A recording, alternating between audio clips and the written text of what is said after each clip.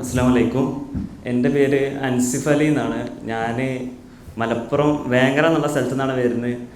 ഞാനിപ്പോൾ എല്ലാവരും പോലെ തന്നെ ഞാൻ ഒന്നല്ല രണ്ടല്ല 3 പ്രാവശ്യം റിപ്പീറ്റ് ചെയ്ത ആളാണ്.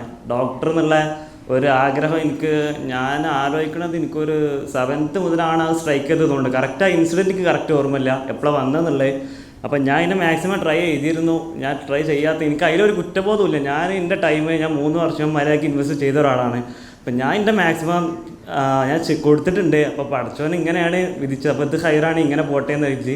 അപ്പം ഞാനിങ്ങനെ അതിൻ്റെ ഇടയ്ക്ക് വീഡിയോസ് എന്നുള്ളൊരു ആഗ്രഹം എനിക്കങ്ങനെ വന്നിരുന്നു. പിന്നെ പർഫൊക്കെ പറഞ്ഞു ഓൻ എൻ്റെ ഒരു ബെസ്റ്റ് ഫ്രണ്ടാണ്. അപ്പോൾ ഞങ്ങൾ രണ്ടാളും കൂടി 3 വർഷം റിപ്പീറ്റ് ചെയ്ത ആൾക്കാരാണ്. അപ്പം ഞങ്ങൾ ആദ്യം വീഡിയോസ് എന്നുള്ള ഒരു ഇതിലേക്ക് ഇറങ്ങാന്നുള്ള നിലക്കായപ്പോൾ പിന്നെ അവൻ്റെ ഒപ്പം തന്നെ ഞങ്ങളെ കുറേ മോട്ടിവേറ്റ് ചെയ്തു. ഇങ്ങനെ ഒരു MBBS എന്നുള്ള ഒരു ഇത് ആഗ്രഹിച്ചിട്ട് ഇനിയിപ്പോൾ ഒരു വീഡിയോസ് ഉള്ള അതിക്ക് പോകണോ, എന്തെങ്കിലും അഭിപ്രായം ചോദിച്ചപ്പോൾ പിന്നെ ഞങ്ങൾക്ക് രണ്ടാൾക്കും ഒരു മനസ്സിലോടാണ് വീഡിയോസൊക്കെ പോയത്. അപ്പോൾ പിന്നെ ഇൻഷാ അല്ലാഹ് കുഴപ്പമില്ല, പഠിച്ചോൻ്റെ വിധിന്ന് അങ്ങനെയാണെങ്കിൽ നമ്മൾ എന്നാൽ പുറത്ത് പോയിട്ട് പഠിക്കുക. പിന്നെ ഞാൻ മാത്രമല്ല, എനിക്കറിയണതായിട്ട് ഓനും ഉണ്ട്, ഓനക്കറിയണതായിട്ട് ഞാനും ഉണ്ട്. അപ്പോൾ അങ്ങനെ രണ്ടാളും ഇങ്ങനെ പോകാനുള്ള ഒരു നിലക്കാണ് ഞങ്ങൾ ഇതിലേക്ക് വന്നത്. പിന്നെ A+ എങ്ങനെ ഇതായി എന്നുള്ളത് ചോദിച്ചാൽ A+നെ പറ്റി ഏറ്റവും അവസാനമാണ് ഞാൻ അറിഞ്ഞത്.